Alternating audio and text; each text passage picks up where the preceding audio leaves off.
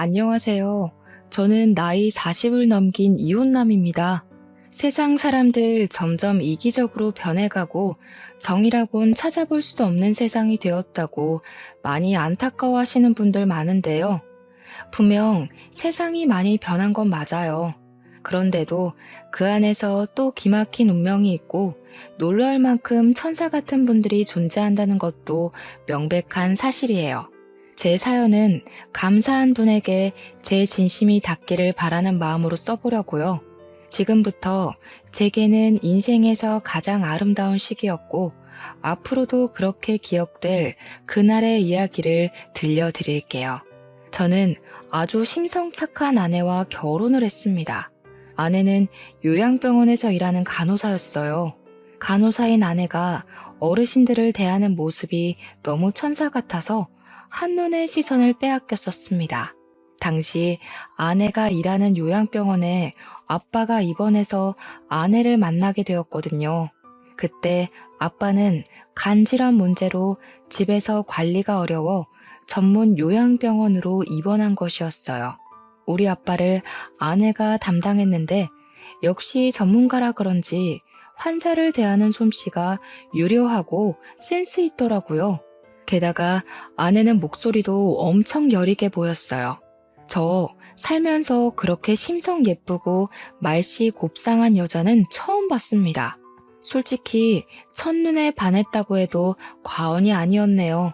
운명인 여자를 보면 아, 저 사람이다 라는 촉이 온다던데 제가 그걸 아내를 보고서 제대로 느꼈습니다. 이대로 아내를 놓치게 된다면 평생 후회를 할 것 같았어요. 그래서 제가 먼저 연락처를 물었습니다. 감사하게도 아내는 저의 관심을 반겨주었어요. 그 뒤로 저희는 연인이 되었는데 당연히 제가 더 많이 좋아했다 보니까 아내를 귀찮게 할 정도로 잘해줬어요. 이것도 해주고 싶고 저것도 해주고 싶은 마음이 제 일상까지 송두리째 흔들어버릴 만큼이었죠. 근데 그게 행복했습니다. 저 때문에 아내가 웃는 모습을 보면 모든 세상이 제 위주로 돌아가는 기분을 느꼈거든요. 겨우 2개월 만났을 뿐인데 저는 평생 아내와 같은 곳을 바라보고 싶었고 평생 아내를 즐겁게 해주고 싶다는 생각이 들었어요. 일은 판단이라는 거 알지만 제가 감정을 참지 못해 아내에게 청혼을 해버렸어요.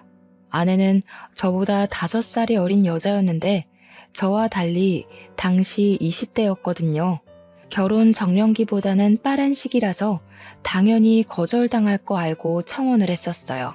그런데 놀랍게도 아내가 제 청혼을 받아주더라고요. 그것도 흔쾌히 말이죠.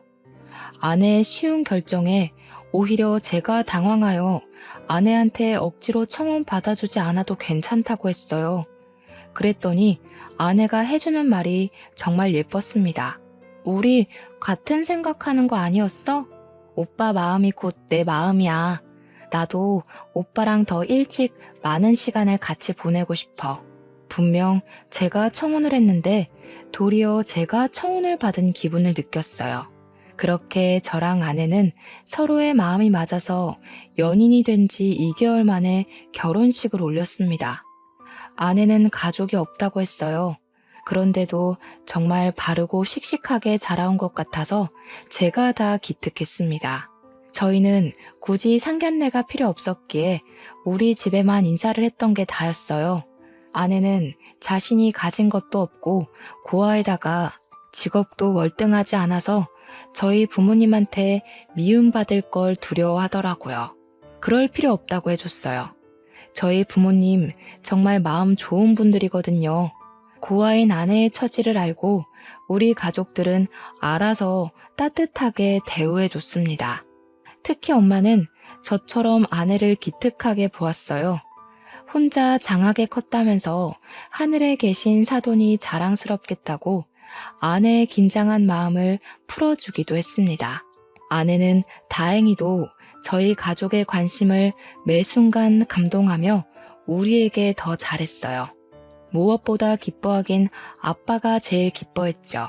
아내와 아빠는 간호사 대 환자로 더 친하게 지냈습니다. 아내도 일을 하면서 시부 모시는 마음으로 입원 중인 아빠를 세심하게 보필해 주었어요. 아내는 마치 원래 우리 식구였던 것처럼 잘 어울렸습니다.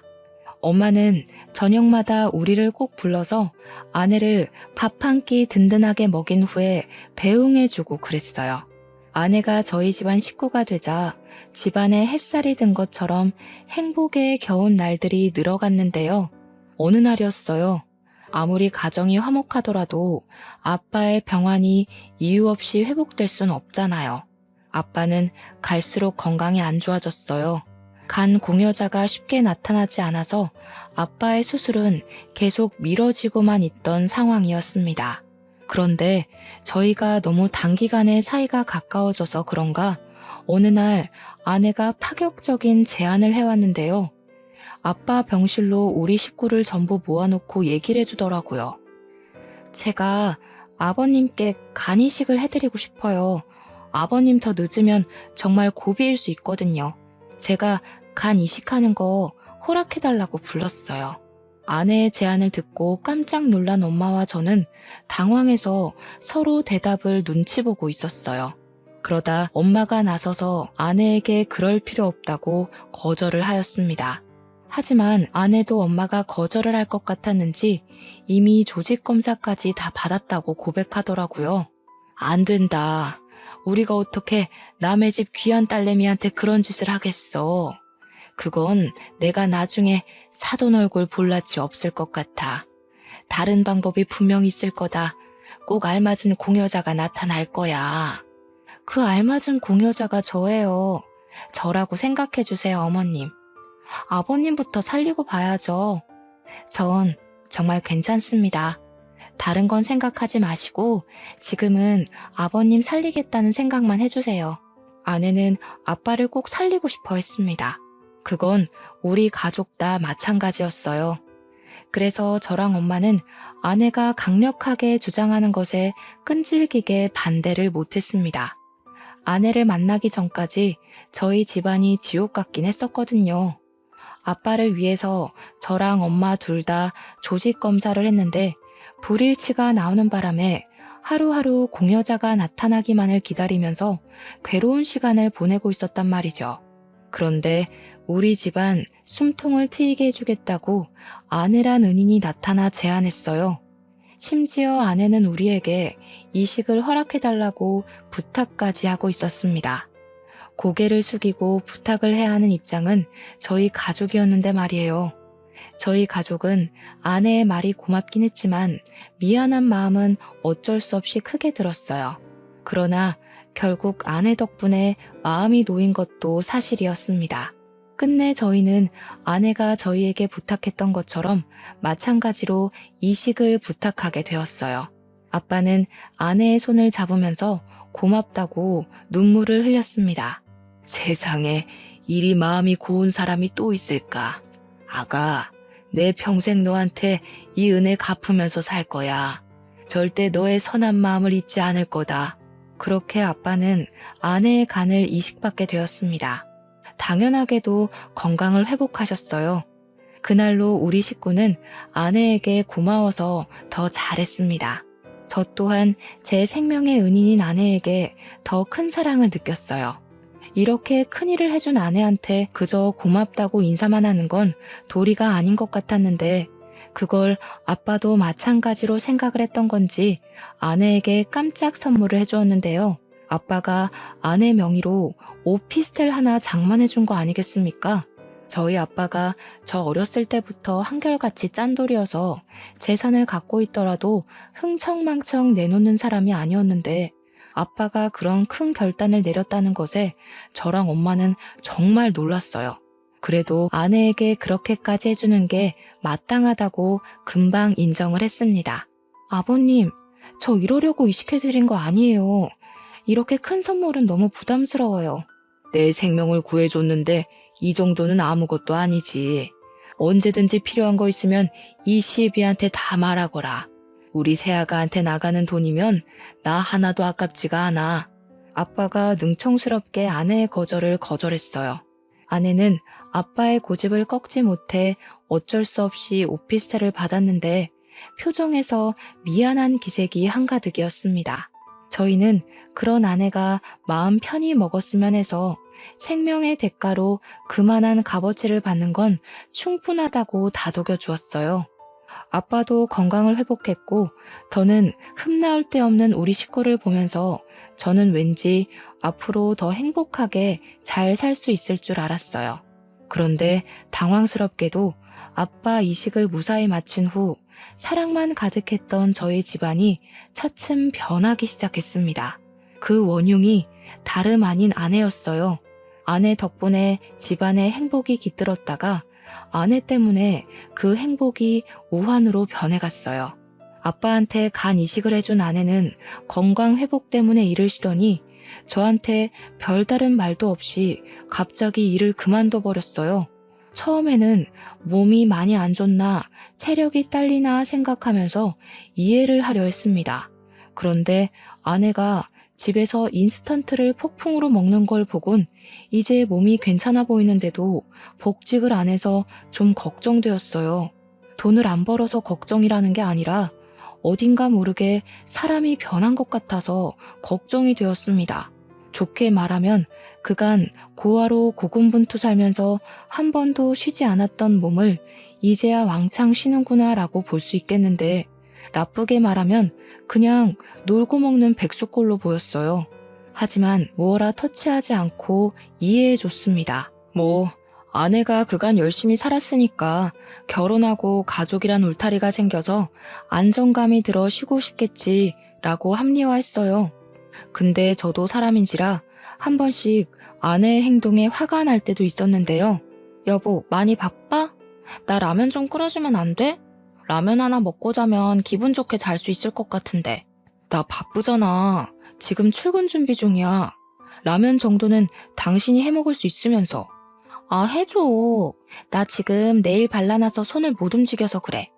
새벽 내내 영화 본다고 아무것도 못 먹었더니 배고프단 말이야. 아내는 밤낮까지 바뀌어서 제가 출근하는 아침까지 깨어 있었다가 제가 퇴근해서 오는 시간에는 잠을 자고 있었어요.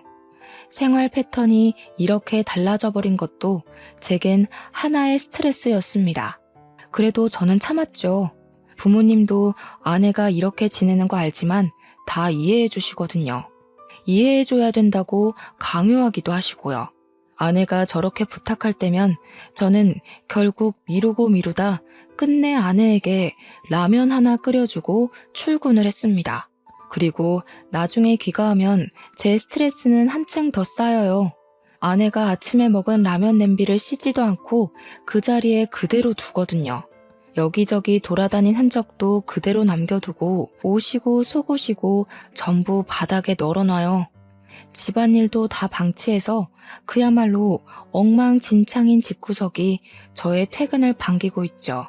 갈수록 강도가 심해지는 아내의 태도에 정말 턱끝까지 할 말이 차올랐지만 우리 집안의 은인인 아내랑 싸우고 싶지 않았습니다. 아빠 간이식을 해줄 때만 해도 제가 아내를 향해 속으로 다짐했었거든요. 아내가 실수로 사람을 죽였다고 하더라도 그거 내가 다 감싸주겠다고 말이죠. 그만큼 아내에게 고마워서 아내가 뭘 하든 다 보듬어줄 작정이었다는 겁니다. 그래서 아내가 실망스러운 모습을 보일 때마다 그때의 다짐을 수천 번 되뇌며 저 혼자 바깥일, 집안일을 다 하며 지냈어요. 내 아내가 잠깐 방황하고 있는 거라고, 다시 천사 같던 이전의 모습으로 돌아올 거라고 믿으면서 말이에요. 아내는 아빠한테 받은 오피스텔에 세를 주고 있었어요. 그래도 그나마 그건 관리를 잘하는 것 같았습니다. 유일하게 그 오피스텔 관리만이 아내를 움직이게 했어요. 입주민이 민원을 넣으면 해결해 주려고 외출을 했거든요. 그때만이 그나마 멀쩡한 사람이 되는 아내에게 저는 차비하라고 용돈 2, 3만 원씩 쥐어주기도 했어요. 그거라도 열심히 해야지. 안 그럼 아내가 완전히 망가질 것 같았거든요. 그러나 조금이라도 아내가 나아지길 바랬던 저의 바람은 끝내 산산조각이 나고 많은 일이 생겼는데요. 어느 날 엄마한테 전화 오길래 받았더니 엄마가 당황스러운 소리를 하시더라고요. 며느리가 갑자기 전화 와서는 차 한 대만 해달라고 그랬다니까. 그걸 아빠가 해줬어. 경차는 또 창피해서 싫다고 귀엽고 세단 하나 뽑았다. 돈이 얼마나 들은 줄 아니? 너네 아빠도 그만한 차는 타본 적이 없는데 내가 어디 말할 데도 없고 그건 좀 그렇더라. 뭐라고요? 아내가 차를 뽑아달라 했다뇨. 저한테는 그런 말 없었는데요. 그럼 아내가 지금 차를 갖고 있다는 말이에요? 그래, 한 일주일 됐나? 어쩐지 네가 말이 없어서 전화해봤더니 모르고 있었구나. 나는 설마 너도 허락한 사실인가 싶어서 더 말 못하고 있었잖아. 그럴 리가요. 저도 처음 듣는 사실이라 당황스럽네요. 아니, 근데 아빠는 그걸 왜 해줬대요? 아빠도 아내가 일 안 다니는 거 아시잖아요. 왜 해줬겠니? 그놈의 은인이니까 그렇지 뭐. 네 아빠가 예전에 그런 말 했잖아. 며느리가 부탁하는 거면 다 들어주겠다고. 당연히 생명을 구해준 사람인데 그런 마음 들겠지. 그런데 며느리가 어딘가 모르게 달라진 것 같아서 그래. 원래 이런 거 무턱대고 바라는 애 아니지 않았어? 당연히 아니었죠. 제가 아는 아내도 부모님이 아는 아내도 무례한 요구를 하는 사람이 아니라는 걸 알고 있습니다. 그런데 이렇게까지 변할 수도 있는 걸까요? 부모님도 저와 마찬가지로 혼란을 느꼈나 봅니다. 아내가 간이식을 해줘서 우리 아빠를 살려준 건 고마운 일이지만 그걸 빌미로 먼저 나서서 차를 요구했다는 건 무례라고 표현해도 되지 않나요? 적어도 저한테는 얘기해 줄 수 있었던 거잖아요. 물론 아빠의 생명과 오피스텔 값은 비교할 수 없죠. 그래서 오피스텔 외로 뭘 더 해줄 순 있어요. 그런데 아빠가 알아서 주는 게 아닌 아내가 먼저 아빠한테 요구했다고 하니까 그건 좀 기분이 언짢았다는 겁니다. 저한테 먼저 얘기를 했다면 좋게 좋게 풀어서 아내가 차를 살 수 있도록 도왔을 거예요. 지극히 제 기준인데 저는 아내의 행실이 잘못되었다고 생각했어요. 아내 오면 대화를 해봐야겠다고 생각하고 엄마 전화를 끊었습니다. 그런데 제가 퇴근하고 집에 왔는데도 집안이 컴컴하기만 할 뿐 어디에도 아내가 없는 겁니다. 평소처럼 자고 있는 것도 아니더라고요. 그래서 아내한테 전화를 걸었어요. 마침 다 왔다고 하대요. 바깥에 나온 김에 다른 일을 보느라 늦었다고 5분 뒤에 도착한다더라고요. 저는 집을 내려가 건물 입구에 서서 기다렸어요. 아내한테 차가 있다면 차를 타고 올 거니까요.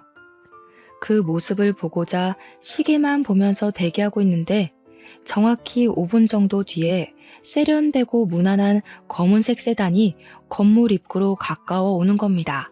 그걸 가만히 쳐다보고 있었어요.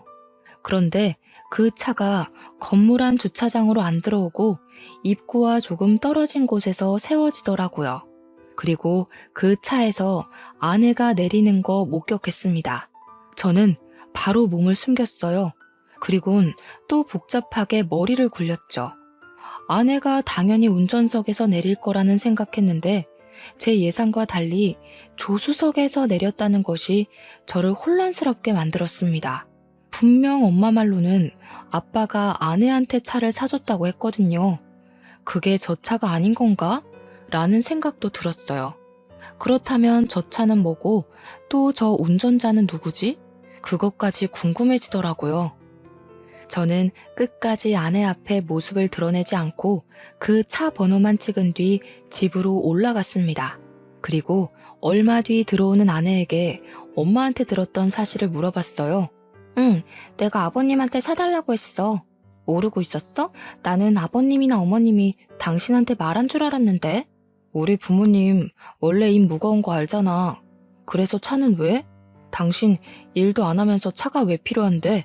뭐야, 말 서운하게 하네. 일 안 하는 사람은 차 있으면 안 돼?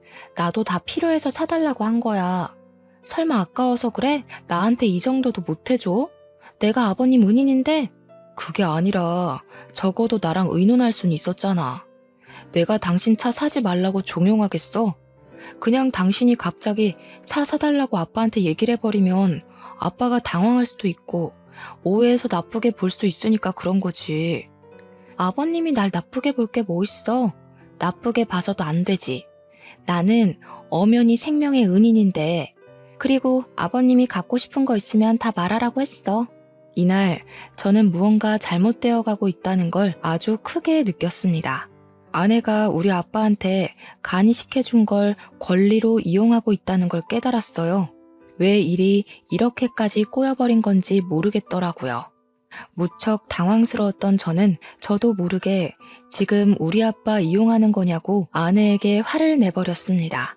그러자 아내가 그런 제 모습을 서운해하며 삐쳐서는 방으로 들어가 버렸어요. 그 바람에 아내한테 차는 어쨌고 얻어 타고 온 차는 뭐냐는 걸 묻질 못했어요. 그날 밤은 저도 머리가 너무 지끈거려서 다른 방에서 잠을 잤습니다. 결혼하기 전만 해도 우리 사이가 이렇게 빨리 틀어질 거란 생각은 못했는데 역시 결혼하기 전 상대방과 사계절을 함께 해보라는 어른들의 말씀을 들을 걸 그랬나 후회가 되었어요. 간호사로서 어르신들을 대하는 아내의 천사 같은 모습이 결코 거짓으로 보이지 않았거든요. 제가 사람을 제대로 알아보지 못해서 이렇게 되어버렸다는 건 누굴 탓할 수도 없는 노릇이라 더 괴로웠던 것 같네요. 그날 이후 저는 아내에 대한 신뢰를 완전히 잃어버렸어요. 그래서 며칠 뒤에 또 입주민 민원을 해결하러 간다는 아내의 뒤를 밟았습니다. 일부러 회사의 연차도 양해를 구하고 당일에 급하게 냈죠. 아프다고 거짓말해서 연차를 낸 거지만 제게는 아내를 미행하는 것이 실제 제 목숨이 달린 문제와도 같았기 때문에 어쩔 수 없었어요. 저는 미리 차에 올라탔고 아내는 아파트 건물을 좀 나가더니 지난번에 본 그 검정 세단에 올라탔습니다. 또 조수석이었죠. 제가 지난날 사진으로 찍어놨던 차 번호랑 비교를 해봤더니 똑같은 차더라고요. 그 길로 저는 작정하고 그들 뒤를 밟기 시작했어요. 그렇게 그 세단이 도착한 곳은 당황스럽게도 제가 아는 곳이었습니다. 그건 바로 아빠가 아내에게 선물로 준 오피스텔이 있는 건물이었죠. 이미 그때부터 설마 싶은 의심이 들었어요. 그들이 주차하길래 내리지 않고 지켜만 봤는데 운전석에서 웬 남자가 내리더라고요. 의심으로 가득 차올랐던 제 마음은 그 남자를 보자마자 끝내 폭발해버렸어요. 아내가 그간 바람 피우면서 놀고 먹었다는 사실을 눈앞에서 확인해버린 셈이잖아요. 정말 살이 떨렸고 화가 나서 핸들 잡고 있던 손에도 힘이 잔뜩 들어갔습니다. 그동안 아내를 어떻게 이해해보고자 노력했던 제 자신이 초라하게 느껴진 순간이었어요. 피가 거꾸로 솟는 느낌이었던 저는 차에서 내려 끝까지 그들 뒤를 쫓았습니다. 결정적인 장면을 제 두 눈에 담고 아내가 빠져나갈 구멍이 없도록 몰아붙일 생각이었거든요. 저는 그들 뒤를 따르며 내내 동영상을 찍었어요. 그리고 엘리베이터 층수 멈추는 곳이 어딘가 지켜봤죠. 역시나 아빠가 준 오피스텔 호수라는 걸 알고서 아내와 이혼을 결심했습니다. 아내가 외간 남자랑 같이 차를 타고 주기적으로 만나고 오피스텔을 사이좋게 같이 올라갔다면 그 남자가 거기 살고 있을 수도 있는 거잖아요. 아내랑 같이 두 집 살림하고 있을 수도 있고요. 저는 마지막 결판을 내기 위해서 떨리는 가슴을 안고 뒤따라 엘리베이터 탔어요. 제가 알고 있는 그 호수 앞에 섰습니다. 모든 걸 끝낼 마음을 먹었더니 그간 짧았던 결혼 생활이 필름처럼 지나가서 속상했어요.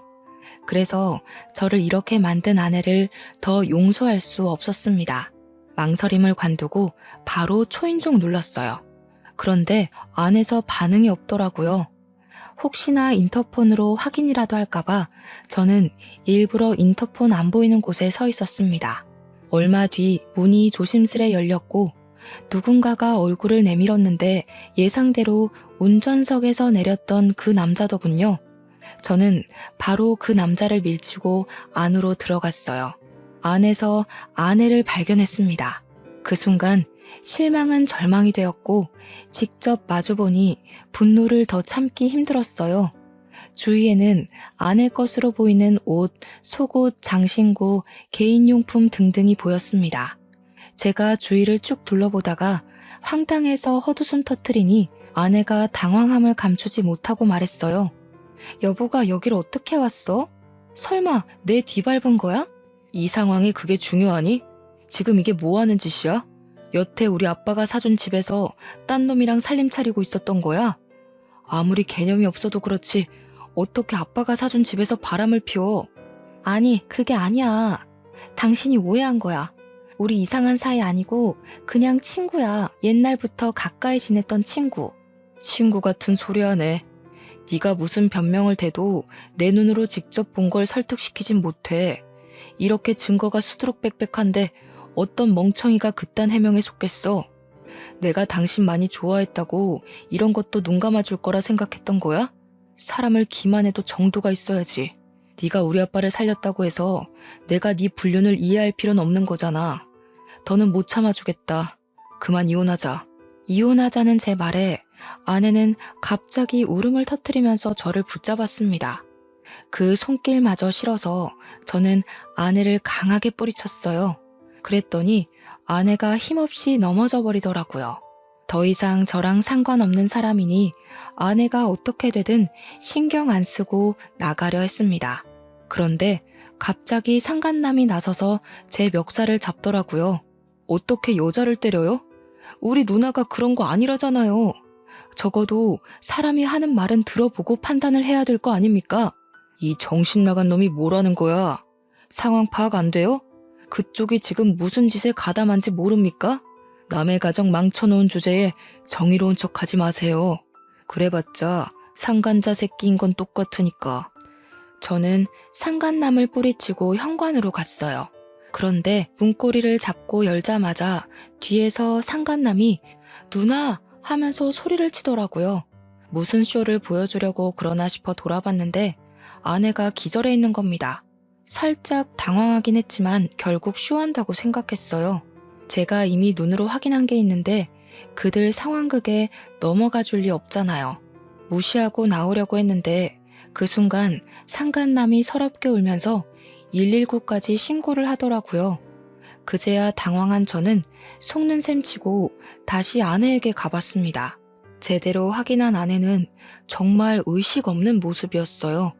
코피까지 흐르고 있더라고요. 깜짝 놀라서 얼른 아내를 끌어안았어요. 정신 차려보라고 흔들었는데도 아내는 마치 죽은 사람처럼 늘어져 있었고 감은 눈 사이로 흰자만 보였습니다. 상간남이 신고한 119가 뒤늦게 도착하고 저는 보호자 자격으로 급히 구급차를 같이 올라탔어요. 그런데 상간남도 따라오더라고요. 아무리 급박한 상황이라도 저는 눈물까진 안 흘렸는데 상간남 혼자 구급차 떠나가라 울면서 아내 손을 꼭 잡고 있는 겁니다. 구급차에서 내리고 응급실로 향할 때까지 상간남이 아내 곁을 못 떠났어요. 처음엔 저도 정신없어서 상간남의 존재를 신경 써줄 여력 안 되었지만 나중에는 심기에 거슬리더라고요.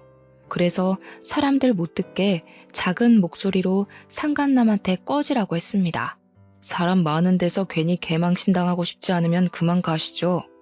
아무리 저랑 아내가 이혼할 사이라곤 하지만 저 아직 아내 남편이에요. 지금 그쪽 상당히 선 넘고 있거든요. 상간남은 아직도 아내 때문에 눈물을 흘리고 있었어요.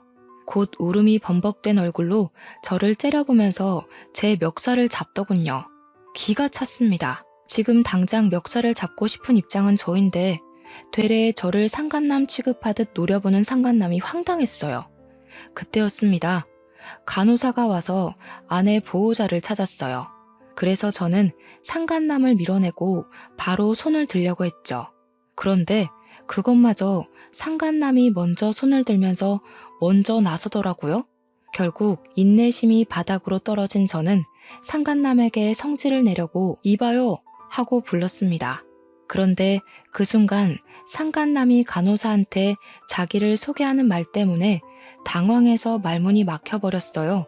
가족분이세요? 환자분이랑은 무슨 관계세요? 남동생이에요. 우리 누나 어떻게 됐어요? 지금 바로 수술 들어가는 거예요? 보호자는 어디서 기다리면 되죠? 상간남이 정신 못 차리고 간호사를 졸졸 따라갔습니다. 저는 그 자리에 멍청하게 서 있다가 뒤늦게 걸음을 뗐어요. 저 멀리 앞장서서 수술 동의서에 사인하는 상간남을 멀찍이 지켜봤어요. 남동생이라니 아내는 분명 저랑 결혼할 때 고아라고 했습니다. 그런데 갑자기 남동생이 웬 말인 건가 싶었어요. 뜻밖의 상간남의 정체에 상당히 혼란을 느꼈죠. 상간남 말이 거짓말일 수도 없는 게 수술 동의서 때문에 가족관계 조회가 가능한가 보더라고요. 심지어 아내랑 이 상간남이랑 그 병원을 자주 방문했는지 이력에 남아있었다는 것에서 저는 상간남이 아내의 남동생이 맞다는 걸 더 의심할 수 없었어요. 아내는 남동생이 동의해주는 덕에 수술에 들어갔습니다. 저랑 그 남동생 둘이 수술실 앞에 덩그러니 남아있었어요. 저는 겨우 눈물을 그친 그 남동생을 물끄러미 쳐다봤어요. 무슨 말을 어떻게 물어야 할지 고민하느라 쉽게 질문하지 못했습니다. 그런데 제가 묻기도 전에 남동생, 그러니까 저한테는 처남인 그 남자가 알아서 말을 해주더라고요. 속이려고 그런 건 아닌데 죄송합니다. 누나가 말하지 말래서 말 못했어요. 사실 우리 누나가 좀 많이 아파요. 누나가 직접 말할 때까지 기다리려고 했는데 이건 좀 아닌 것 같아서 말씀드리려고요. 처남이 해주는 아내의 실체는 제가 전혀 알지 못했던 사실들이었고 충격에 입을 다물 수 없었어요. 알고 보니 아내가 혈관 질환이 있어서 1년의 시한부 선고를 받은 상태였더라고요. 아내는 저를 만난 시점에 선고를 받았고 곧 죽음을 앞두었던지라 삶의 의지가 없었는데 저를 만나고 세상이 바뀌었다고 했대요. 저를 많이 사랑했고 사랑하는 사람을 통해 두근거림도 느꼈고 또 그로 인해 다시 사는 기분을 느껴서 좋았다고 했다는 겁니다. 제가 청혼했을 때 아내는 그 청혼을 받아주고 나서도 혼자 고민을 많이 했었대요. 그때 처남이 아내의 고민을 많이 들어줬다고 하더라고요. 끝내 청혼을 거절하지 못했던 건 아내가 마지막 이기심을 발휘했던 거랍니다.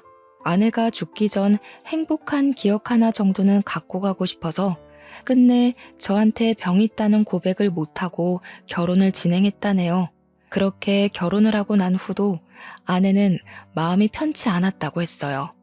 신혼 시작부터 아내 마음엔 이미 죄책감이 자리 잡고 있었고 아내는 그 때문에 아빠에게 흔쾌히 간 이식을 해줬던 거라고 했어요. 어차피 1년 후면 죽을 몸이니 간 떼어주는 것이 무섭지도 않았다고 해요. 그 뒤로도 아내는 우리 가족들 몰래 속으로 죄책감을 키워갔는데 우리 가족이 날이 갈수록 과한 사랑을 주자 불안하기까지 했다고 했어요. 아내는 갈수록 커져가는 행복감에 나중에 우리 가족한테 사실을 밝혀서 실망을 안겨주는 것이 너무 무서웠답니다. 병환을 속이고 결혼했다는 것에 실망할 가족들의 얼굴을 차마 마주할 용기가 없던 아내는 결국 선택한 방법이 죽기 전에 저한테 이혼을 당하는 거였다고 했어요. 그래서 그렇게 갑자기 막장으로 살기 시작했던 거였죠. 처남을 이용해 불륜을 연기하면서까지 말입니다. 처남이 오피스텔에서 지냈던 것도 불륜을 가장하기 위한 그림이기도 했지만 월세에 전전하며 취업 준비로 생활고에 시달리던 처남을 위해 아내가 몰래 그곳에 살도록 해준 이유가 크더라고요. 차까지는 받아낼 생각이 없었다고 했는데 제가 이혼하자는 말을 도통 안 해서 아내는 결국 식구들에게 상처를 더 줄 수밖에 없었다며 그 차는 처남에게 줬다고 했어요. 아내는 진짜 차를 탈 생각은 없었고 식구들에게 인정머리 없는 모습을 보여주려고 했던 건데 저희 아빠가 아내한테 진짜 차를 사줘서 아내가 좀 당황했다고 하더라고요. 차 명의는 처남한테 돌리지 않고 아내 앞으로 되어 있다네요. 어차피 아내가 죽으면 다 저한테 돌아갈 재산이니 일부러 처남 앞으로 돌린 명의는 없다고 했어요. 그 사이 다행히도 처남은 편하게 공부해서 편하게 취업했다고 하는 겁니다. 처남에게 모든 사실을 들은 저는 그대로 주저앉아 버렸어요. 믿기 힘든 사실이 전부 진실이라서 숨이 턱 막히는 기분이었어요. 그런 줄도 모르고 아내를 밀쳐서 다치게 한 것이 너무 마음에 걸렸습니다. 너무 미안했어요. 수술을 무사히 끝내고 나온 아내는 다행히도 한 고비를 넘겼다고 했습니다.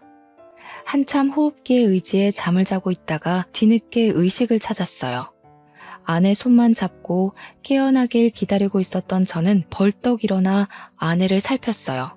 그리고 서름이 북받쳐 올라서 아내에게 목청을 높여버렸습니다. 대체 왜 그랬어? 그냥 솔직하게 말하지. 내가 당신 병 있다고 하면 미워할 거라 생각했어. 어떻게 사람을 이렇게까지 바보로 만들어? 미안해. 내가 사실대로 말해줘도 당신이 나를 미워하지 않을 거란 거 알아. 그래서 더 곧이곧대로 말 못하겠더라고. 당신이 나를 끝까지 좋아해 줄 걸 아니까. 당신만 두고 가야 할 때 내가 너무 무서울 것 같았어. 나 때문에 당신 마음이 많이 괴로울 테니까. 난 당신한테 짐이 되고 싶지 않아. 내가 아무것도 모르는 게 더 괴로운 일이야. 처남이 나한테 끝까지 비밀로 할 거란 건 믿었어? 내가 언젠간 알게 될 거라고 생각 안 했어. 그럼 그때 나는 어떻게 되는데 당신한테 용서도 못 빌고 반성도 못하고 후회만 하다가 당신 앞에 죄인으로만 남았겠지. 나는 당신한테 죄인이 아니라 남편으로 끝까지 남고 싶다고. 제 원망에 아내는 눈물을 흘리면서 웃었습니다. 이미 저 덕분에 충분히 행복했다고, 단 한 번도 죄인이라 생각해 본 적 없고 눈 감는 그 순간까지 남편이라 생각하려 했다고 하더라고요. 내가 남편 하나는 정말 잘 만났다. 살면서 가장 행복했던 것 같아. 당신 덕분이야. 행복하게 해줘서 고마워. 작별 인사하듯 말하지 마. 나 당신 보낸다고 한 적 없어. 몸이 많이 안 좋은 거야? 요즘은 시한부 선고 그거 믿을 거 못 돼. 시한부 받고도 훨씬 더 오래 사는 사람들 얼마나 많은데. 옆에서 처남이 대신 말해주길 돈이 없어서 치료할 시기를 놓치는 바람에 몸이 더 망가졌다는 얘기를 했어요. 그것마저 제 탓 같아서 너무 후회스럽더라고요. 제가 아내를 더 빨리 알았다면 아내가 이렇게 병환으로 고생하지 않아도 되었을 텐데, 이미 늦었다는 거 알지만 그래도 저는 최선을 다해보고 싶었습니다. 그래서 그날 이후 아내의 병간호를 꼬박꼬박하며 아내의 병환에 대해 빠삭하게 공부를 했어요. 그 사이 어쩔 수 없이 이 사정을 우리 식구까지 다 알게 되었습니다. 엄마는 어느 순간부터 아내를 좀 안 좋게 생각하고 있었는데 저한테 모든 사실을 설명 듣고 나서 제일 많이 눈물을 흘리셨어요. 부모님 두 분은 병원까지 직접 찾아와서 아내를 딸처럼 보필하고 챙겨주었습니다. 저랑 처남이랑 같이 아내를 책임져 주셨죠. 당연히 병원비는 저희 부모님이 부담을 해주셨고요. 그걸로 처남이 감사하다고 저희 부모님과 저에게 고개를 숙이는데, 부모님이 아들 하나 더 있는 것처럼 처남을 안아주면서 고생 많았다고 다독여줬어요. 그러자 처남이 아내가 쓰러졌을 때처럼 눈물을 뚝뚝 흘리더라고요. 아휴, 이 가여운 남매가 어디 또 있을까. 얼마나 고생이 많았어. 그래도 둘이 의지하면서 참 잘 컸다. 남동생이 든든하게 누나 지켜주고 있었으니 누나도 이만큼이나 잘 버텨온 거야. 앞으론 우리가 도와줄 테니까 마음 단단히 먹어요. 그래야 누나가 더 힘내서 치료받지.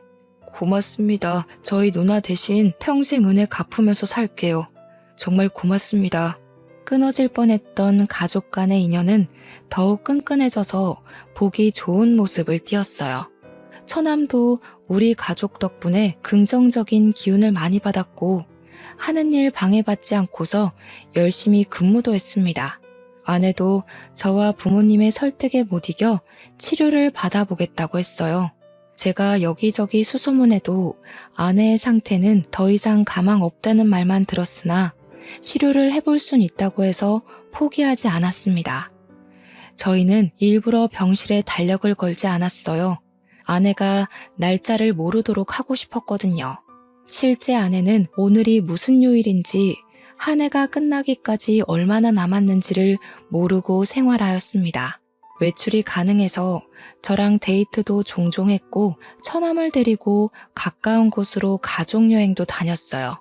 아내는 갈수록 웃는 날이 늘어갔고 얼굴에 혈색이 도는 것이 꼭 건강을 되찾은 사람처럼 보였어요. 그럴 때면 말이 안 된다는 거 알지만 아내의 병환이 완치가 된 게 아닌가 하는 희망을 품었습니다. 그러나 아내가 예고 없이 기절을 하는 건 막을 수 없었고 한번 쓰러지면 의식을 찾기까지 걸리는 일자가 점점 늘어나는 것도 아내의 상태를 자각하게 만들었어요. 저는 주로 아내 곁에서 취침을 했지만 생필품 때문에 한 번씩 집에 들르곤 했는데 그때마다 죽도록 참았던 눈물을 쏟았어요.